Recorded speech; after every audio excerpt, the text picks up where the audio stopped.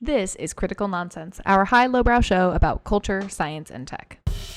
This week, I ask Aaron about how we conceive of history.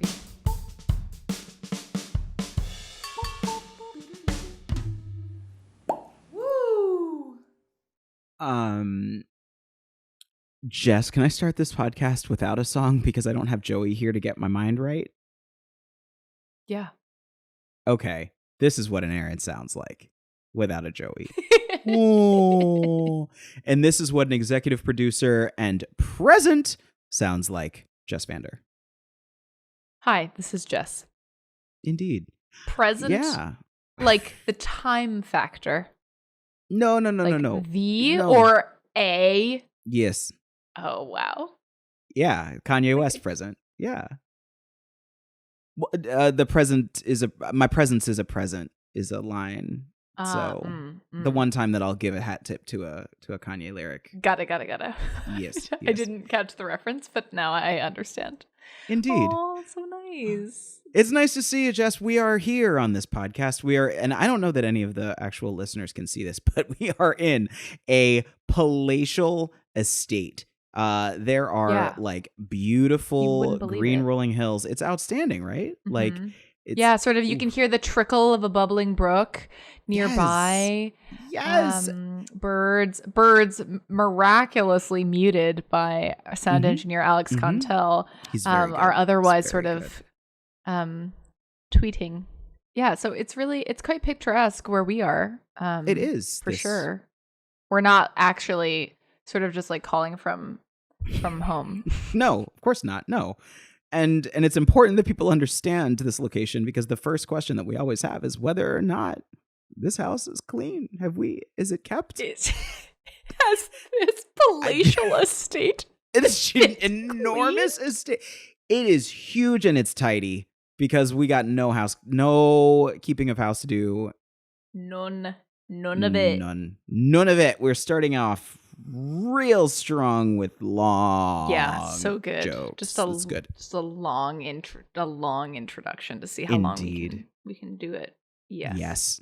And so I turn to you, Jess. Then if we're into content and questions, I hear that you have an emergent brain grape to bring to the Critical Nonsense Mind Vineyard winery. Yes. Is that right? Wow. I would love to explore that idea further. Future app. So I went to see a show called Six the other week, for listeners who don't know, it is. I would highly recommend it if you have a chance to see it and you live in the New York area, or I'm actually trying to. I think they have toured in other places too. But the one thing you need to know about this show is that it revolves around the sort of histories and the stories of six women who have the one unique commonality that they were all once married to King Henry VIII. And we, ahead of this show, were sitting around at dinner and the group of us were talking and we were like, I didn't know that Henry VIII ruled in a span of like 30-ish years in the 1500s. Like, that is something that I did not know. And then we thought like, wow, actually, when pressed, I'm not certain I would be able to name any other thing. I mean, I wouldn't even been able to name that probably because I'm not great with history, but also maybe anything else that happened specifically and certainly during the 1500s. And then we were going through like, wait a minute.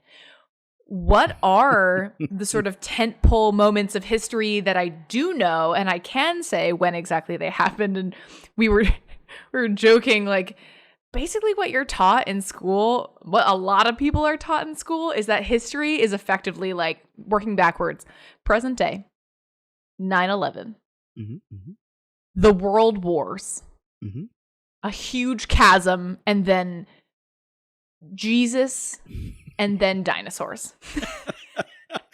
that is like yeah. That's like, is that like the fact that we may not in many schools leave out entire swaths of certainly in the US of like world history as a construct is like notorious for being left off of the US education slate. And it's just so interesting to think about like, wow, our concept of history is so dependent on so many things that we are shaped by in school and in time and the people we know, and those people may have been taught something totally different, and what we remember even in our construct of history is so interesting and complicated. And what better person to wrestle with this type of context heavy question than you, Aaron? So I want to know, how do we wrestle with history? I have a very difficult relationship with history because, like, as a kid, social studies class, like, I was bad. There are two things that I am notoriously. Oh, good. I didn't realize we had this in common. Also, yep. Like I am notoriously bad about certain things as an adult that started my childhood. One of them is geography. I am crap at geography. And the second is, like history, but like what I would say is like rote history in that way that so many of us in the US were taught history, which is like, what date did this thing happen? In what years did this thing happen? And it's always focused on that. So that, makes me a very, very bad adult and makes me work a lot harder to understand world events and like the context of current day events when I'm like, let me just take myself through high school history all over again every time I open the New York Times.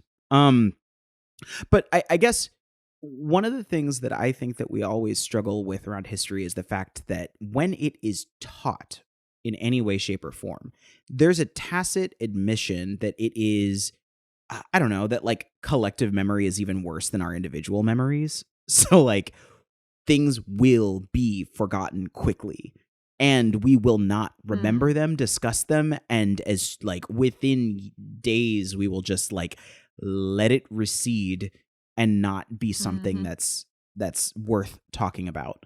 But even in framing it that way, I think that there's this misnomer that history is about telling the story of what happened, which I don't think is true. I think that history is about establishing a current ideology.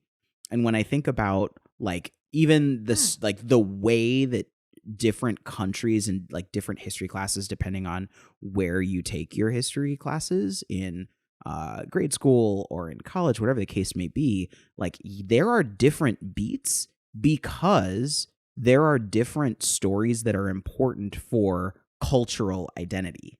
And those are the stories by certain authors that are deemed necessary versus unnecessary. And I think that that is what usually like causes the main conflict, which is between information critique and authorship. Like, where do those three things work or happen? Yes, absolutely. I mean, put another way, the like probably trite by now concept of like history not being about objective facts and it actually being stories. Yes. And if it is stories, then of course there is narrative, editorial, and like there's all the other elements of there is a narrator and that narrator has context and all the things you learn in English class, right? Of like even these things that we take to be objective in some way have baggage and other stuff. Yes. And it's not, I mean, I think we're talking pretty squarely about like formalized like education history, but like it shows up in family histories too. Like if you hear one aunt tell the story about your family and then another aunt tell the story about your family history, there are like giant holes missing, even though they both might have grown up in the same household. And it's just the microcosm of like, yes, who tells the story, what was deemed important enough to capture, and then of course like the the work of turning it into the parable, the work of turning it into how are you going to tell that story back to others, and how do you ask that it be repeated in that same order? Like it makes me very uncomfortable, but at the same time I find it very engaging, because like whenever I'm the recipient of a historical piece of text, whatever that may be, I'm just like analysis mode. I'm just like rabbit holing to try to figure out. I just want to know who the author was. Like, I immediately want to know, tell me more about the author. What was their political ideology? What are the things that were important to them and who wasn't important to them? Like, I think it is something that's really important to developing a sense of identity. Yes, at a like broader geographic cultural level, but at a family and an individual level too. Your history and how you recite the facts and in what order you string them together is an exercise in inviting understanding. But like, I don't know that everybody is actually we know that there is no objective version of it, so I'm just surprised that we've never gotten to a what's the point. And I guess like that it feels like there are some things that should be, but that somehow blurs like the first layer of things, which are like, what do we know for sure and what don't we know for sure, or what's just like a layer on top of that. And that is like the first layer where things can start to break down of like, is that something we know? Like, were they born on like some things that are inarguable, like they're born on this day or something as a part of history that's in the bullet, in the textbook, in the versus something that is more of a narrator's cue or layer of edit. Second thing of then what is it that we share? So like, of the things that we know or don't know, then there's like some combination of those things that we share or do not share. And those like omissions or inclusions have some layer of importance and like shaping of how we see our history.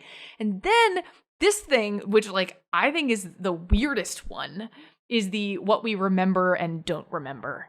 Because what like the things that stick out to you in what has been shared, like what are the stickiest pieces of history that like claim a space in your head? The phrase like living in my head rent free comes to mind. Just like, why that?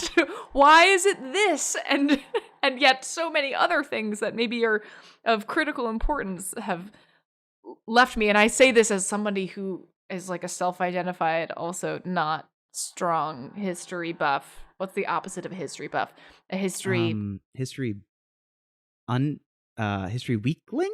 History a history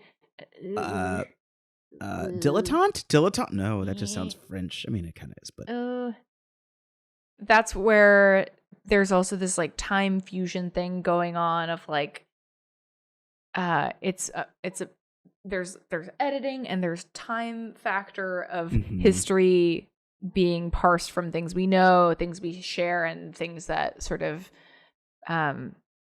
persist in our memories. Yes. It's so strange.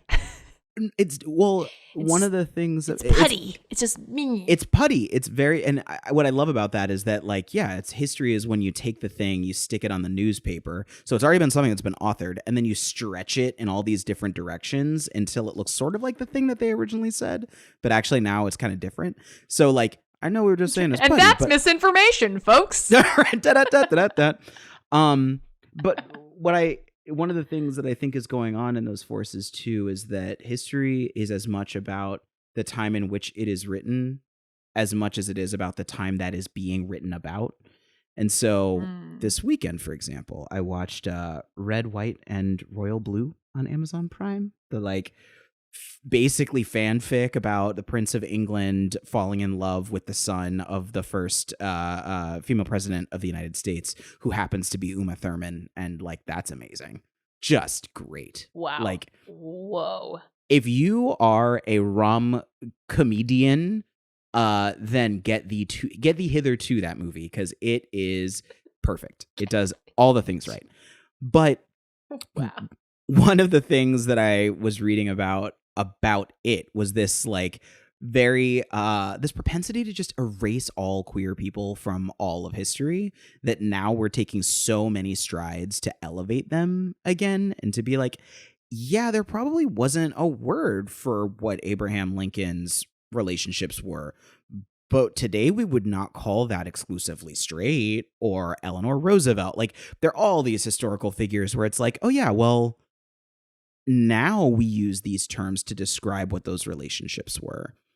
And Yes. that isn't necessarily a good thing, because not only do you sort of apply a modern day value system onto the type of relationship that might have existed in the past, you rob, I think, or erase some of the tensions that existed in that, or some of the nuances that existed within that. And I'm only surfing that as an example of, you can't talk about the past without forcing it through the lens of the present. And by the very fact that our storytelling changes over time, the story you tell today is going to be different to the way the story is going to be told tomorrow or in a few years. And that's really difficult to navigate for us culturally, I think. Certainly culturally. I do think that whether, I mean, this is the question, but I think, like, in principle, history as a study is intended to at least consider the contextual elements of, like, it's unpacking the things that happened at a given time in the context of the things happening at that time. Yeah. Right, like, and then, yes, of course, there is the relationship between us and those events, but I guess I can imagine there's sort of the dual of history as study and almost the process of trying to unpack that in a more sterile and scientific environment, versus like history in our relationship with it culturally, and me at the dinner table with friends being like, I don't know anything in the 1500s. Yes. Where it's like, whoa, there's just such a gap between those two things, and how like the average person's relationship with history ends up looking, even despite, certainly there being the validity to like history as the study and the practice. Yeah, there's such an attention economy and information pipeline that has to be attached to it, because for certain things, you have to have dedicated people to mine that event and to try to capture it in as transparently or foolhardily, objectively a manner as possible. And then they have to speak about it enough that it gets passed around until it gets back to someone who's going to be at a dinner table, being able to talk about it. And I think I'm not going to go down the full rabbit hole of educational policy in the US and a lot of conversations about changing school tutoring or teaching guidelines in a state like Florida. If you want to get into it, just look it up. But my point is, there are a lot of filters that are necessary to try to arbitrate and specify and structure that pipeline. What information goes from those who have dedicated the time to try to figure out a thing and really put in the effort to figure out what it is at its closest to its essence. And then after it goes through all of its clunkabunks of the Mario pipeline and glug, glug, glug, until it ends up in our heads as like 5-year-olds in school.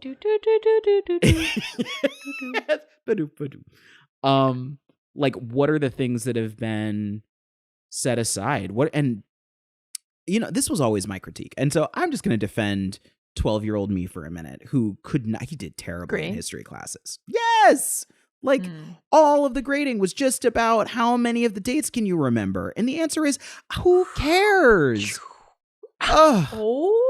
Deeply, deeply frustrated that maybe my GPA at a very young age was besmirched because I couldn't remember 1846 versus 1945. Now, Granted, I would remember a lot of things that happened in the U.S. between those dates now. But, and it's a very common criticism. I think any educator who's listening on this, none of this is new, where it's like, yes, people tend to remember stories more so than they remember rote facts because it puts them into an order. And even from what I understand, biologically or neurologically, our memory allows those stories to stick in long-term memory more so when it is something that's parabolized or narrativized, as opposed to something that is an individual piece of data.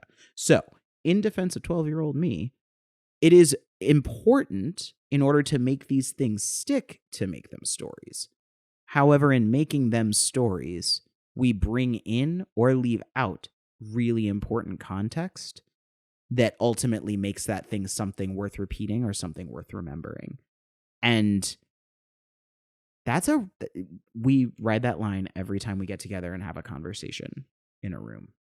It's part of humanity, from what I understand. Yeah. It feels like that is also a nice synopsis of like the puttiness that we've been talking about so far, is like there is always like this other layer on top of any aspect of history.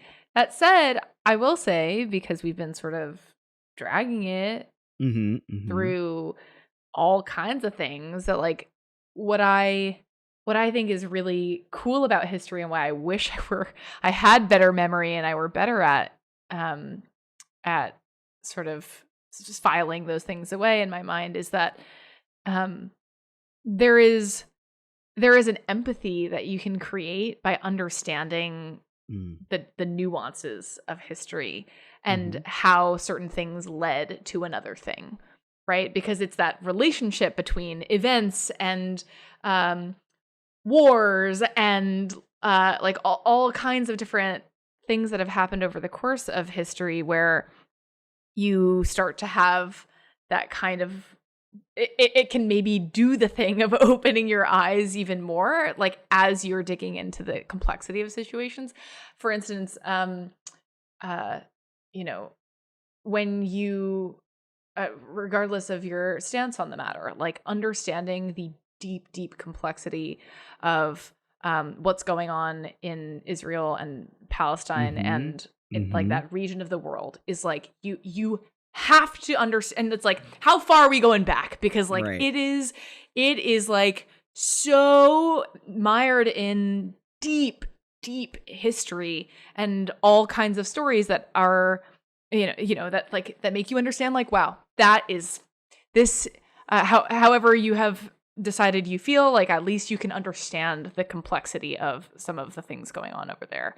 And so I for that, I think, despite our need to maybe recognize the context left in or left out, like the pursuit of history is noble, and trying to capture as much of that context as we can, and yeah, like ideally make it compelling, so that we as a collective are able to retain what we can and learn from it, and pick it apart, even if we don't always come to an answer. But I don't know. Sorry, history. We didn't mean to trash you.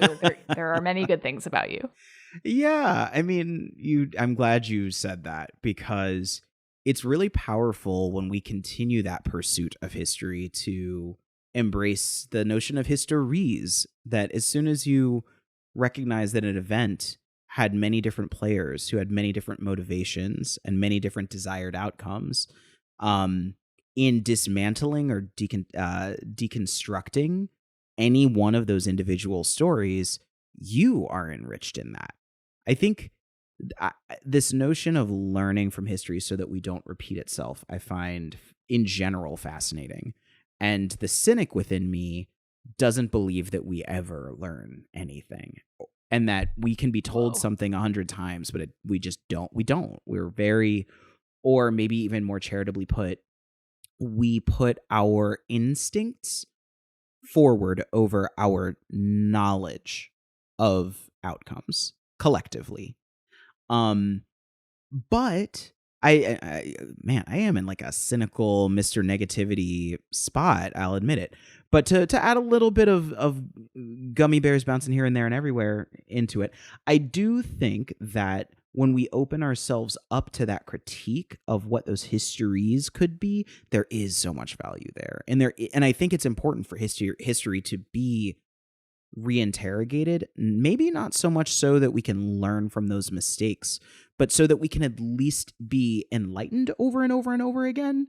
Like at the very least, have something surfaced on a regular basis that pushes us to develop new instincts, that shapes those instincts in a way that maybe are slightly re-steered in one direction or another.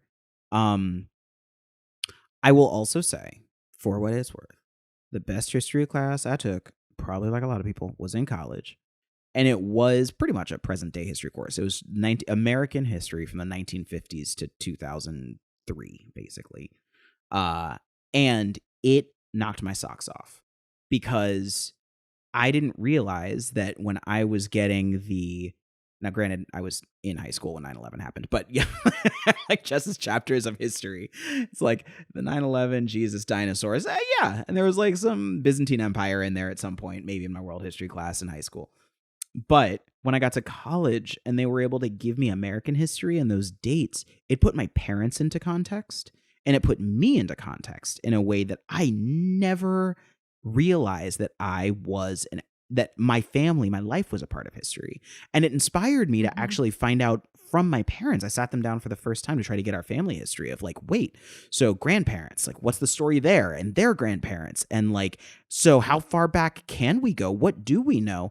And being confronted as well by that erasure of how much of my story I didn't see in history books, but also how quickly we were forgetting the different parts of the story and how completely unreliable my parents are as storytellers because they memory. My God, I know that some of those stories didn't happen. So this is a huge pile on to your point, Jess. I think that history has value, and although we have dragged it a bit. There is a reason that we still do it. There is a reason why we haven't just decided, nah, it's not important. And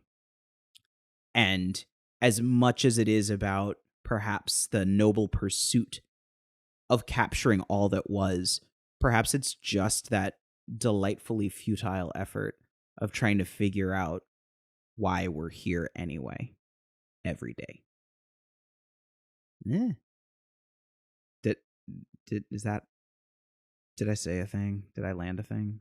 Did that sound inspiring? I think you really did. I think it was like so inspiring. I'm really inspiring. Did you know that I'm a thought leader? I don't know if you knew that about me. I would say you were actually a capital T, capital L thought leader. Thanks. I appreciate that. Did you know that you're a thought leader too? You lead in thought. I'm a lowercase t, lowercase l thought leader. And then every other letter is all caps.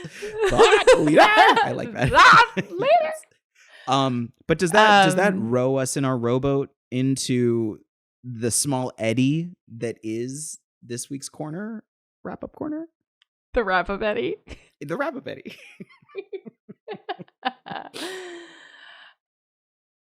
Yeah, I think that where we have started and ended is just grappling with the complexity that is history, that we can't possibly know everything about everything that has ever happened. We can't possibly share all of the things that would be relevant to a certain situation to try to contextualize past events. And we can't possibly remember them all. And yeah, we're probably going to remember the dumb things that are really sticky or were in a really good story that were told to us once. But that this whole conversation is wrestling with the fact that there are these two elements of history, the sort of elusive, maybe some would argue, unreachable quest for objective universal truth, and all of the messy, story-riddled universe of history around it, and the way that we trade and pass it along and understand it and process it and learn from it.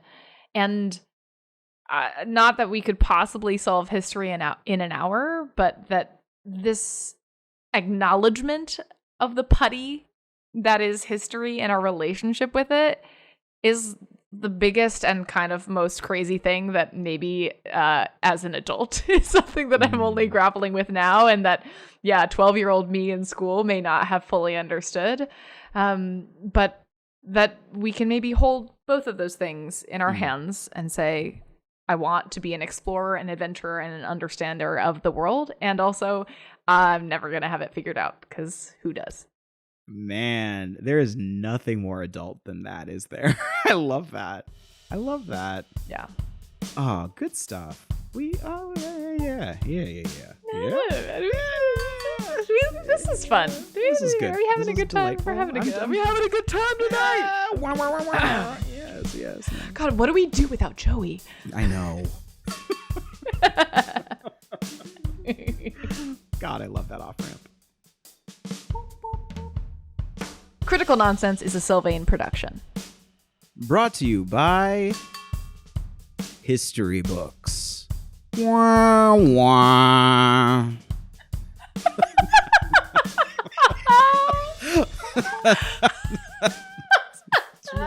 That's right. I'd like to take this opportunity, as I rarely get, to thank Aaron Powers and Joey K. Meyer, my co-hosts in crime and my history weaklings. Yes. Yes. Sorry, Thank Joey. you. I don't know if I should lump you in with that group. No, it's fine. He's in here. Get into this basket of weaklings. Why not? We also want to thank our own personal retro-futurist visionary and sound engineer, Alex Contel. Woo woo. We'd like to thank programming coordinator and professional Play-Doh architect, Les Jacobs. Wow, that's good. We also need to acknowledge the gummy bears that bounce here and there and everywhere, and also have had a hand in this entire podcast production crew of Sarah Gilbert and designer Nora Mestrich. Yep, kind of. And as always, thank you, Sorry Len. God, I'm so sorry for this one. Yeah. Special thanks. I will thank my I think he was my 6th grade history no, he's my high school history teacher, Mr. Staten, because it was a current events class that we also looked at recent history, and this was, I guess, when George W. Bush was running for election, and he used to always refer to him as Shrub in class just because he was a little Bush. Like, that was just such a corny joke. It was completely apolitical, but I just loved that to differentiate between Bush Sr. and Bush Jr. It was Shrub versus Bush. It was great. Bush. Yeah, so thanks, Mr. Staten. Very delightful. Yeah. Similarly, I would like to thank the IB program for helping to broaden my history horizons in high school. I think that was sort of when I was like, wow, I am not sure if I am strong in history, but this is like the closest that I'm getting to being able to appreciate it as an area of study, and I respect it immensely, even if I have failed it as both an art form and an academic pursuit. Well, sorry, I don't know anything that happened in the 1500s. I mean, it's a really difficult century. That's a tough one. It's a tough time. It's a tough century. You inspired me to remember. I need to thank everyone who I've ever met and had a conversation with, first of all, about geography, because no, I have no clue where I am or where we are or where anything is. And so thanks for being patient on that front. And then also thank you for everyone who has come from a different educational background from me as well. Folks who, of course, have grown up in many other countries than me and are like able to fill in these centuries-long gaps in my awareness of this blue marble that we're on. For taking that extra time that is not necessary to just like give me a little bit of insight. I really appreciate. and yeah, all those history teachers that gave me bad grades, y'all suck. They gave me bad grades. Gave me bad grades. I did not earn bad grades from those teachers. They gave me bad grades. Very different. It's a different thing. Very different. So actually, this is Aaron and Jess's history bitterness corner, where we're just yes, it is. salty about. We're salty about this. So much. Oh, I would have I would have killed it in grade school had that not happened. Jess, I know you already thanked your co-hosts. I just want to also thank you for your intelligence, candor, and humanity. It's an honor being able to spend time with you. So thank you for that. Wow, it was really nice. You're welcome. You're welcome. You're very welcome. I wasn't even putting the full force of that on there, but you know, it's cool. With that, I bid you Aaron. adieu. That's a double adieu. Adieu. It's like I'm running out. Adieu. Yeah. Sneeze. Mm-hmm. Yeah. Mm-hmm. Okay, bye. Bye.